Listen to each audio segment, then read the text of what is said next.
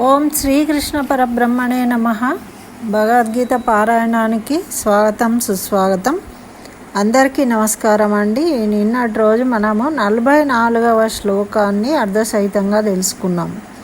దాంట్లో ఏం చెప్పాడు భగవానుడు అంటే, భోగైశ్వర్యం అంటే భోగములనందు ఐశ్వర్యం నందు ఆసక్తులై ఉంటారు అవివేకులు.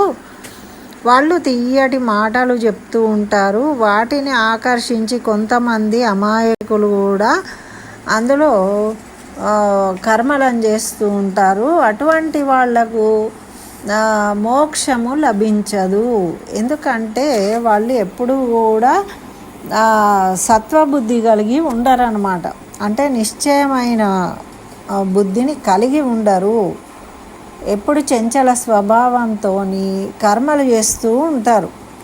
కాబట్టి వాళ్ళకి ఎప్పుడూ ఈ భోగ ఐశ్వర్యాల మీదనే చిత్తం ఉంటుంది. కాబట్టి వాళ్ళు ఎప్పటికీ కూడా మోక్షానికి అర్హులు గారు అని చెప్తూ, ఇంకా హే అర్జున, వేదంలో ఉన్న కర్మకాండలో చిక్కుకున్న వాళ్ళ గురించి ఏముందో అది కూడా చెప్తా విను అని 45వ శ్లోకాన్ని చెప్తున్నారండి. ఇది చాలా మంచి మంచి పదాలు ఉంటాయి. ప్రతి పదానికి కూడా మనం అర్థం తెలుసుకోవాల్సి ఉంటుంది. కాబట్టి కొంచెం మంచిగా శ్రద్ధగా వినాలండి. ఇది ఏమంటే, త్రైగుణ్య విషయ వేద నిస్త్రైగుణ్యో భవ అర్జున, నిద్వంద్వో నిత్య సత్వస్థో నిర్యోగక్షేమ ఆత్మవాన్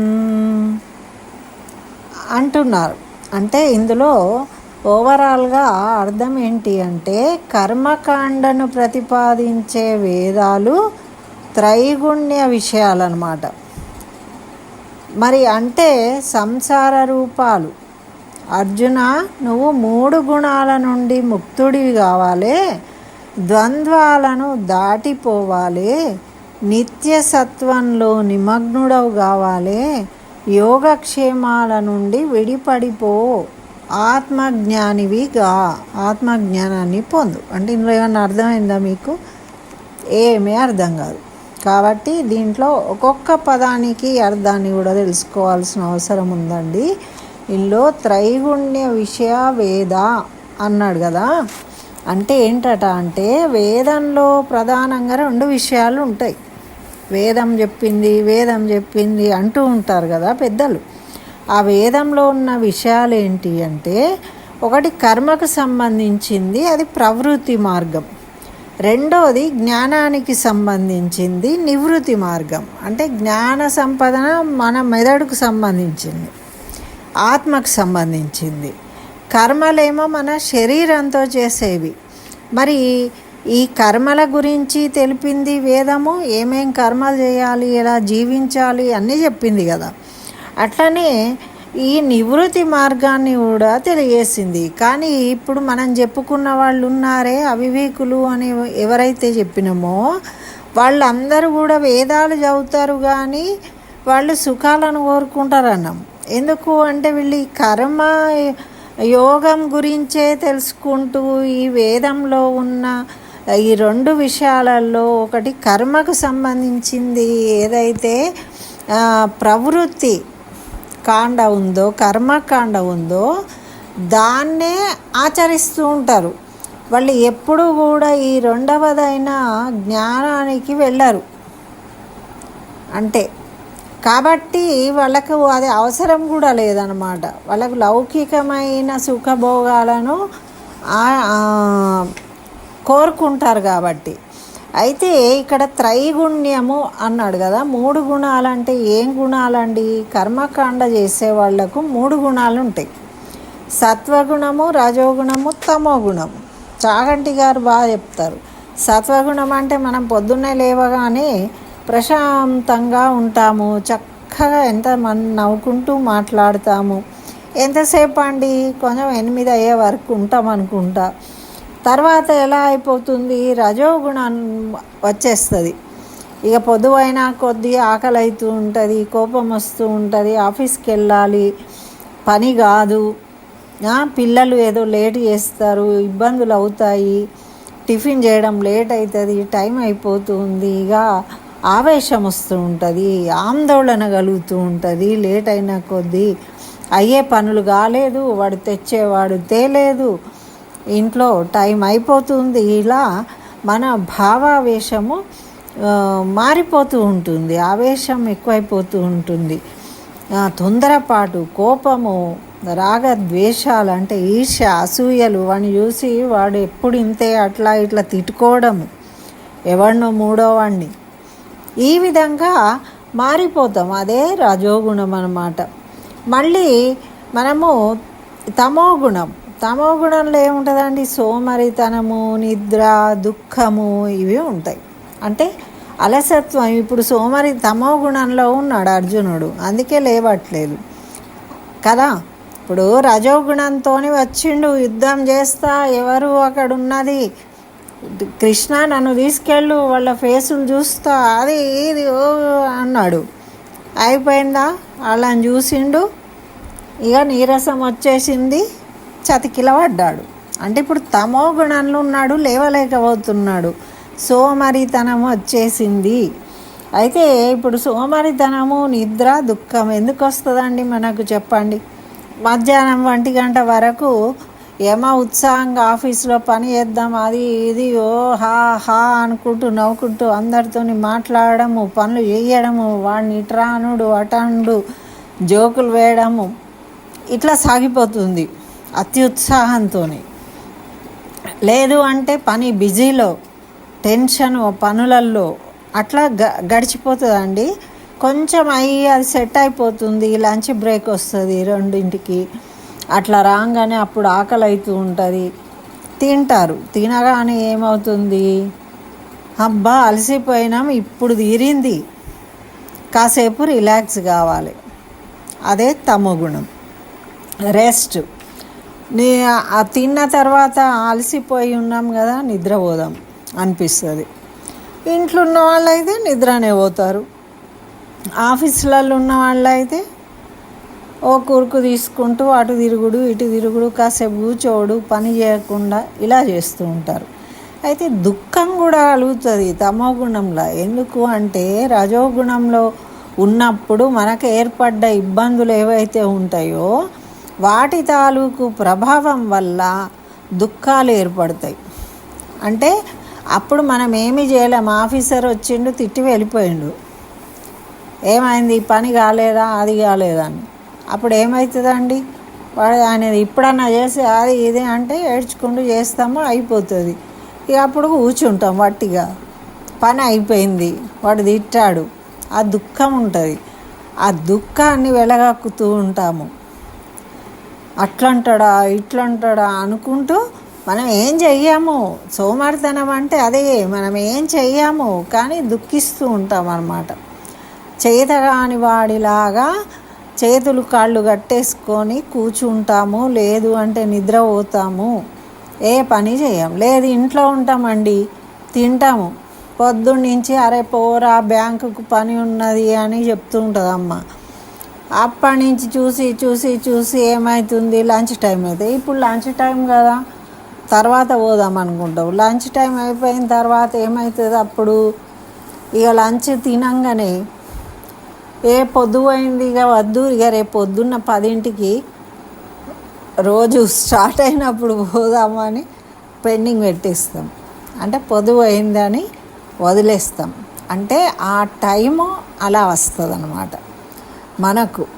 అట్లా ఈ 3 గుణాలే తిరుగుతూ ఉంటాయి, సత్వగుణము, రజోగుణం. మళ్ళీ మనం అనుకున్నాం ఇంటికి అంత పని అయిపోయి ఆఫీస్ అయిపోయి ఇంటికి వస్తాము, కాసేపు ప్రశాంతంగా కూర్చుంటాము. పిల్లలు, తల్లి, తండ్రి, భార్య, ఇట్లా అందరూ, భర్త, అందరూ ఏదో కొంచెం సేపు. తర్వాత మళ్ళా వంట తిండి అన్నీ. అప్పుడు మళ్ళీ రజోగుణం. అప్పటిదాకా హోంవర్కులు చేయలేదు, అది చేయలేదు, ఇది ఇక్కడ పెట్టిండ్రు, అది అక్కడ పెట్టిండ్రు, మళ్ళీ ఇవన్నీ. మళ్ళీ రాత్రికి తినగానే కడుపు చల్లబడ్డది, పడుకునే టైము, మళ్ళీ తమోగుణం. ఇట్లా మనకి 3 గుణాలలోనే తిరుగుతూ ఉంటుంది అనమాట జీవితం. సంసారమే కదండి ఇదంతా, సంసారంలో ఉన్న వాళ్ళకి. అయితే దీని గురించి ఏం చెప్తుందంటే ఈ వేదం కూడా ఈ త్రిగుణాలతోని మనకు ఏం చెప్తుందంటే ఇది చేయండి, ఇది చేస్తే, ఈ యజ్ఞం చేస్తే సంసారం, సంతానం లేని వాళ్ళు ఇది చేస్తే సంతానం అవుతుంది, ఈ యాగం చేయండి, ఈ యజ్ఞం చేయండి, ఈ స్తోత్రం చదవండి, ఈ పూజ చేసుకోండి. ఇవన్నీ ఏంటి? ఇవన్నీ కూడా వేదాలలో ఉన్నాయి, కాదని కాదు. మనకు పురాణాలలో కూడా వస్తూ ఉంటాయి కదా, విభజన చేసిండు కదా, పురాణాలలో కూడా ఉంటాయి ఇవి. మీరు ఇవి చదివిన వాళ్లకు ఈ ఫలితము అని. అయితే ఇది ఒక భాగం అన్నమాట. ఇదే జీవితం కాదు, కానీ ఇది ఒక భాగం. కానీ ఎవరైనా కూడా మనకి ఈజీగా ఉన్నదే తీసుకుంటాం. ఇప్పుడు మనకు ఎదురుగా ఉన్నది ఇది కాబట్టి, పనులు చేస్తున్నాం కాబట్టి దీన్నే తీసుకుంటాం. ఇంకా లోపలికి ఎవరు పోతారండి? పోవడానికి లేదు. ఇప్పుడు దీన్ని వదిలేసి, ఇది మనకు ఎదురు వచ్చినా కూడా మనం దీన్ని వదిలేసి లోపల ఇంకేదో ఉంది దాన్ని తీసుకోవడానికి పోవాలి అనే ఆలోచన రావడమే మనకు జ్ఞానం కలగడం.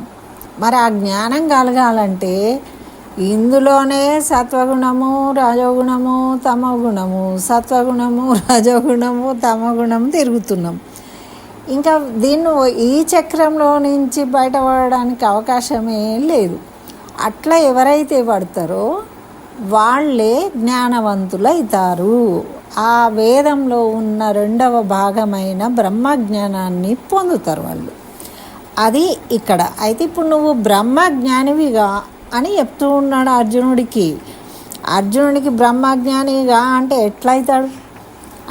నువ్వు ఎట్లా కావాలి అంటే ఈ రజోగుణము తమో గుణాన్ని వదిలిపెట్టు, సత్వగుణాన్నే పట్టుకో. నువ్వు సత్వగుణాన్ని పట్టుకుంటే ద్వంద్వాలు వదిలేయి అంటున్నారు. నిర్ద్వంద్వ అన్నారు కదా ఇక్కడ, నిర్ద్వంద్వో అన్నాడు. అంటే ఆ రెండింటిని వదిలేసేయి, దాటిపో, సత్వగుణాన్ని దాంట్లో నిమగ్నమైపో. మరి ఆ రెండేంటి? రాగద్వేషాలు, ఈర్ష్యాసూయలు, జయాపజయాలు ఇవి ఉన్నాయి కదా, వాటిని వదిలిపెట్టు. నువ్వు శీతోష్ణాలు, ఇప్పుడు మనము ఈయన ఎంతో ఉడుకు రక్తం అండి అంటారు ఎవరైనా, ఇట్లా వస్తారు ఆవేశంతో.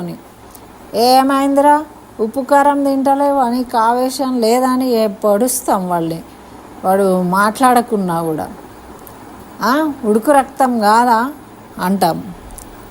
ముసలోళ్ళలాగా చల్లబడిపోయినవేంటిది అంటే, మనము ఒక్కొక్కసారి చూడండి, మనం అనుకున్నది కాకుండా అక్కడ ఏదో అయిపోయింది, మనం ఊహించనిది అయినప్పుడు దాన్ని తట్టుకోలేక మనకు చెమటలు పోస్తాయి. చెమటలు పోసి చల్లబడిపోతుంది, శరీరం అంతా కులబడిపోతాం. ఇప్పుడు అర్జునుడు కులబడ్డాడు కదా, అట్లనే మనం కూడా. అందుకే చెప్తున్నాడు ఈ ద్వంద్వాలు అంటే ఏంటి? శీతోష్ణ స్థితులు, జయాపజయాలు ఇవన్నీ ఇందులోనే, రాగద్వేషాలు ఇవన్నిటితోనే కదా ఈయన ఇప్పుడు ఈ పరిస్థితికి వచ్చిండు. యుద్ధం చెయ్య అని ఎందుకన్నాడు? ఆయన అన్నీ ఆలోచించుకొనే కదా, నేను ఓడిపోయినా పాపమే వస్తుంది, గెలిచినా పాపమే వస్తుంది, సుఖం లేదు అని రాగద్వేషాలతోనే కదా ఇప్పుడు అనుకుంటున్నాడు. అప్పుడు వచ్చేటప్పుడేమో ఉడుకు రక్తము వేడితోని వచ్చిండు, వీళ్ళని చూడంగానే చల్లబడిపోయిండు. శీతోష్ణ స్థితులను ఇవన్నీ చూసిండు. కాబట్టి నువ్వు ఈ రెండిటిని వదిలేయాలి అర్జున. అయితే ఇక్కడ మరి ఇవన్నీ ఉన్నాయండి వేదాలలో. నువ్వు ఇది చేస్తుంది, అది చేస్తుంది అని చెప్తున్నారు. యోగక్షేమాలు అంటారు వాటిని. యోగక్షేమాలు అంటే అన్నీ, యోగం అంటే ఏంటిది, క్షేమం అంటే ఏంటిది? మరి నిర్యోగక్షేమాలు అంటే, యోగం అంటే ఏంటిది? మనం పొందేది. ఇప్పుడు మీకు రాజయోగం ఉన్నదండి, మీకు కళ్యాణ యోగం ఉన్నది, మీకు ధనయోగం ఉన్నదని చెప్తుంటారు జ్యోతిష్యులు. రోజు వస్తూ ఉంటాయి కదా, అందులో చూస్తూ ఉంటాం. దాంట్లో ఏముంటాయి, ఇట్లా యోగము అని ఉంటుంది. యోగము అంటే మనకు లేనిది పొందడం, ఇప్పటిదాకా మనకు లేదు అనుకోకుండా ఇప్పుడు కలుగుతున్నది అంటే అది యోగం. క్షేమం అంటే ఏంటిది, మనకు ఆల్రెడీ ఉన్నదాన్ని రక్షించుకోవడము క్షేమం. ఇప్పుడు మనం ఉన్నాం, మనం రక్షించబడాలి, మనం క్షేమంగా ఉండాలి. మన పిల్లలు ఉన్నారు, పిల్లలు క్షేమంగా ఉండాలని కోరుకుంటాం. మనకి ఇల్లు ఉన్నది, ఇల్లు ప్రాపర్టీ అమ్ముకోకుండా దాన్ని కాపాడుకోవాలి. అట్లా మనము యోగము క్షేమము అనేవి ఉంటాయి కదా. ఈ రెండు ప్రతి మనిషికి ఉంటాయి. ఎప్పటికి ఎవరికైనా ఉండదు అనండి. మనకు లేనిది కావాలని కోరుకుంటాము, ఉన్నదాన్ని కాపాడుకోవాలని కోరుకుంటాం. కాబట్టి వీటితోనే మనము దుఃఖపడుతూ ఉంటాము, కష్టపడుతూ ఉంటాం. వీటి కోసమే ఉన్నాయి కాపాడుకోవాలి, లేని పొందాలనే ఆశ, దుఃఖం రాలేదు అని. ఉన్న వాటిని క్షేమంగా ఉంచుకోవడం కోసం తాపత్రయం, శ్రమ రెండు ఉంటాయి అన్నమాట మనకు. అయితే మరి ఇవన్నీ మన చేతిలోనే ఉన్నాయా? కానీ మనం ఆశించకుండా వచ్చేదేమో యోగం. మనకు అనుకోకుండా ఏదో లాటరీ తగిలి పైసలు వచ్చినాయండి, లేకపోతే ఏవో ఆస్తులు వస్తాయని మన జ్యోతిష పండితులు చెప్తుంటారు కదా.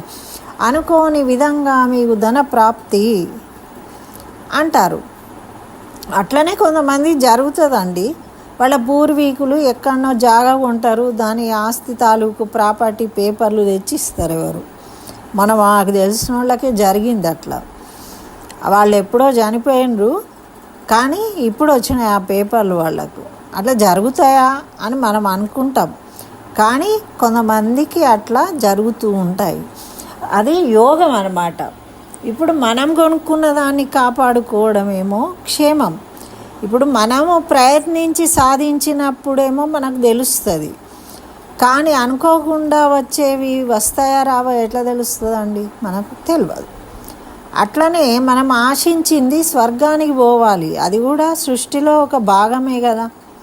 అయితే మరి సృష్టికి స్వర్గానికి పోవాలి అనే దాంట్లో కూడా సాధనగా మనము ఈ యజ్ఞం చేయాలా, పూజ చేస్తే స్వర్గం వస్తుంది, మనకు ప్రతిసారి ఏకాదశి చేస్తే మోక్షము లేకుంటే స్వర్గాధిపత్యం వస్తుంది, ఇట్లా చెప్తూ ఉంటారు కదా ఆ కథలలో.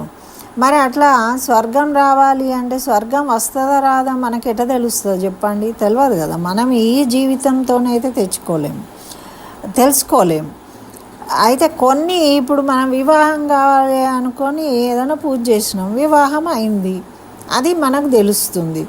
కానీ మనం స్వర్గానికి పోవాలి అనుకున్నది మనకు ఎట్లా తెలుస్తుంది? తెలియదు. అట్లా ఇవి ఎప్పుడూ కూడా మనం ప్రయత్నంతో కృషితోని సాధించేటివే ఉంటాయి. కానీ వీటన్నిటిని కూడా మనం దాటుకొని పోతే అప్పుడే మనము జ్ఞానవంతులం అవుతాం. ఎప్పుడు ఈ కష్టము కాకపాయని దుఃఖము కావాలని కష్టము పడుకుంటూ ఇందులోనే ఉంటాం అన్నమాట. మనం గిలగిలా కొట్టుకుంటూ ఉంటాం అన్నమాట ఎప్పటికీ. అందుకని మనము మోక్షాన్ని పొందలేము. కాబట్టి అర్జున అప్రమత్తంగా ఉండాలి, నువ్వు ఆత్మవాన్ అంటూ ఉన్నారు. లాస్ట్కి ఏమన్నాడు? ఆత్మవాన్ అంటే సదా ఆత్మచింతనమై కలిగి ఉండు అని అర్థం అన్నమాట. ఎప్పుడు నువ్వు ఆత్మ గురించి ఆలోచించవయ్యా, ఈ వచ్చిపోయే కష్టసుఖాలు వీటి గురించి కాదు, బుద్ధిలో ఆత్మజ్ఞానమే ఉండాలి, ఆత్మ జ్ఞానాన్ని పొందాలి అని కోరుకోవాలి నువ్వు. ఇవన్నీ కాదు, ఇవన్నీ నిత్యమైనవి కాదు, అనిత్యమైనవి. కాబట్టి నువ్వేం చేయాలి మరి? అప్రమత్తుడిగా ఉండాలి, ఇటువంటి వాటికి లోను కాకుండా అని. ఆత్మవాన్ అని అర్జున నువ్వు ఆత్మబంధుడివిగా అని భగవంతుడు అర్జునుడికి బోధిస్తూ ఉన్నాడనమాట. ఈ విషయంగా నువ్వు ఈ 3 గుణాలలో ద్వంద్వాలను వదిలిపెట్టు, సత్వగుణాన్ని పట్టుకో. మరి సత్వగుణం పట్టుకున్నప్పుడే కదండి మనమేమో సత్వగుణం కలిగి ఉన్న వాళ్ళు ఏం చేస్తారండి? వాళ్ళు ఎవరితోని కొట్లాడారు, ఏమీ చెయ్యరు. అట్లా ఉన్నవాళ్ళు నాకు లాభం రాని నష్టం రాని వ్యాపారం కొంతమంది ఎట్లా చేస్తుంటారు, ఏదో లాభం కోసం చేయట్లేదండి, నేను ఏదో మనిషికి ఇంత సాయం చేద్దామని చేస్తున్నా ఈ పని అంటారు. అంటే అట్లా చేసుకుంటూ పోతూ ఉంటే కొన్ని రోజులకు వాళ్ళు ఆత్మజ్ఞానాన్ని పొందే అవకాశం ఉంటుంది. అంటే సత్వగుణముతోని కొంతకాలము మనము నిశ్చల బుద్ధితోని ఉంటే ఈ రజోగుణము తమో గుణాన్ని మన దగ్గరికి రానివ్వకుండా ఉంటే, జయాపజయాలు లాభ నష్టాల గురించి ఆలోచించకుండా ఫలితాల కోసం పోకుండా ఉంటే, మరి అప్పుడు కొంతకాలానికి మనకు ఆత్మదర్శనం జరుగుతుంది, ఆత్మజ్ఞానాన్ని పొందుతాం. అప్పుడు వేదంలో ఉన్న 2వ ఛానల్ మనకు అర్థమవుతుంది అన్నమాట. ఇప్పుడు ఏమవుతుందండి, మనం యూట్యూబ్లో చూస్తాం చూడండి, మనం ఎట్లాంటివి కావాలనుకొని చూస్తూ ఉంటామో అవే వస్తూనే ఉంటాయి. ఇక మనము ఓపెన్ చేయంగానే అవే వస్తాయి కదా. యాడ్స్ అంటే యాడ్సే వస్తాయి, మరి పొలిటికల్ అంటే పొలిటికలే వస్తాయి, భక్తి అంటే భక్తే వస్తాయి కదా. మరి అవే చూస్తూ ఉంటాము. అంటే మన కోరికలకు తగినట్టు, మన ఇష్టానికి తగినట్టు వాటినే ఆలోచిస్తూ వాటినే చూస్తూ జీవితం అంతా గడిపేసిన తర్వాత నువ్వు ఆత్మజ్ఞానం ఎప్పుడు పొందుతావు? మరి ఎప్పుడైతే నువ్వు దీన్ని క్లోజ్ చేయాలి, నువ్వు చూడడమే బంద్ చేయాలి వీటిని, అప్పుడు ఏమవుతుంది, నువ్వు వీటి నుండి దూరం అవుతూ ఉంటావు. ఇప్పుడు ఒక ఫ్రెండ్ ఉన్నాడండి, వాడు మంచోడు కాదని తెలుస్తుంది. తెలిస్తే ఏం చేస్తారు మీరు? అబ్బో వాడు ఇట్లాటోడు, నాకు తెలియదు ఇన్ని రోజులు, అందుకని చెప్పేసి వాడు గక్క నుంచి వస్తున్నాడు అంటే నువ్వు ఇంకో దారి నుండి వెళ్ళిపోతావు. కొన్ని రోజులు ఉండి ఉండి ఉండి ఉండి ఉండి ఇక అట్లనే అలవాటు అయిపోతుంది. ఇక వాడు కనబడ్డా కూడా నువ్వు వాడితో మాట్లాడకుండా ఉండే అంత ధైర్యం వచ్చేస్తుంది నీకు. అట్లా మనము అలవాటు పడడానికి ముందు సత్వగుణాన్ని ఆధారంగా తీసుకొని నిశ్చల బుద్ధి కలిగి సత్వగుణానికి బద్ధుడవై ఉండు. అప్పుడు ఆత్మజ్ఞానాన్ని పొందుతావు. నువ్వు ఆత్మవాన్, ఆత్మకు బంధుడువుగా ఆత్మతోని స్నేహం చెయ్యి. నువ్వు ఈ గుణాలతోని కాదు చేయాల్సింది అని ఈ శ్లోకం ద్వారా తెలియజేస్తూ ఉన్నాడు ఆ కృష్ణ భగవానుడు అర్జునుడికి. అర్జునుడి ద్వారా మనకు ఇదంతా సాధ్యమయ్యే విషయం కాదు, కానీ మనం ప్రయత్నించడం, మానవ ప్రయత్నం. చెప్పినంత సులువు ఏది కాదండి. ఏదైనా మనం ఏముంది అన్నం వండుకోవడే కదా అంటాం. అన్నం వండుకోవాలంటే ఎంత తతంగం ఉంటుందా అండి? పోవాలి, బియ్యం కడగాలి, పొయ్యి ముట్టియాలి, దాని మీద పెట్టినాక అదొక 20 నిమిషాలు పడుతుంది అన్నం కావడానికి, అంతే కదా. అంత టైం మనం వెయిట్ చేయాల్సిందే, తప్పదు. అట్లానే మనము అనుకున్నప్పుడు దాని మీద నిశ్చల బుద్ధి కలిగి ఉంటే కాంగ కాంగ కాంగ కాంగ మనకు అది అలవాటు పడుతుంది. మనం ఇవాళ నుంచి కోపంగా ఉండవద్దు, అందరితోని మంచిగా నవ్వుకుంటూ మాట్లాడాలి, స్నేహంగా ఉండాలి, ఇంట్లో భార్యను అవమానించవద్దు, భర్తతోని కొట్లాడకూడదు, పిల్లలను ప్రేమగా చూసుకోవాలి, పెద్దవాళ్ళను గౌరవించాలి. ఇది పెట్టుకుందాం మనం ముందైతే. పెట్టుకొని ఇట్లా ఒక వారం రోజులు, నెల రోజులు ఉండగలిగినామంటే మనము మెల్లమెల్లగా జ్ఞాన మార్గంలోకి వెళ్తున్నాము అని అర్థం. అప్పుడు మీరు ఏం చేయాల్సిన అవసరం లేదు. మీ పెద్దల ఆశీస్సుల వల్ల మీకు అన్ని పనులు జరిగిపోతాయి. ఓహో, వీడు మనం చెప్పినట్టు వింటున్నాడు అని దైవం కూడా మీకు అనుగ్రహిస్తుంది. అప్పుడు మీరు ఏ ప్రయత్నం చేయకుండానే మీకు అన్ని యోగాలు వచ్చేస్తూ ఉంటాయి. తర్వాత మీ పెద్దలు కూడా మిమ్మల్ని అనుగ్రహిస్తూ ఉంటారు. అరే పాపం మంచిగా మాట్లాడుతున్నాడు, ఏమో కానీ నా కొడుకు కోడలు మంచిగా తిండి పెడుతూ ఉన్నది, నన్ను మంచిగా చూసుకుంటున్నది అని. పిల్లలు కూడా, మీరు ఇద్దరు కూడా తల్లిదండ్రిని మంచి చూసుకుంటే వాళ్ళు కూడా నానమ్మ నానమ్మ అనుకుంటూ వాళ్ళు ప్రేమగా వెళ్తారు.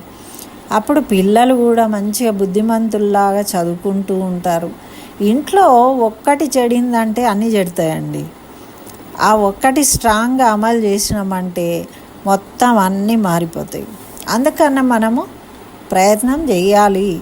తప్పకుండా ఇవి వినడమే కాదు, మనము ఇంప్లిమెంట్ చేయాలి. ఇక్కడనే కాదు, ఆఫీస్లో కానీ మనం సొసైటీలో ఎక్కడ వెళ్ళినా అందరితోని కలుపుగోలుగా నవ్వుతూ మాట్లాడాలి.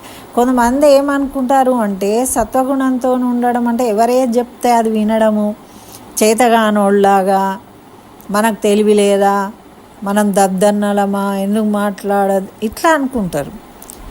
నిజంగా చూడండి, మంచి పండితులైన వాళ్ళు ఒకటే మాట మాట్లాడతారు, అది విలువైన మాట.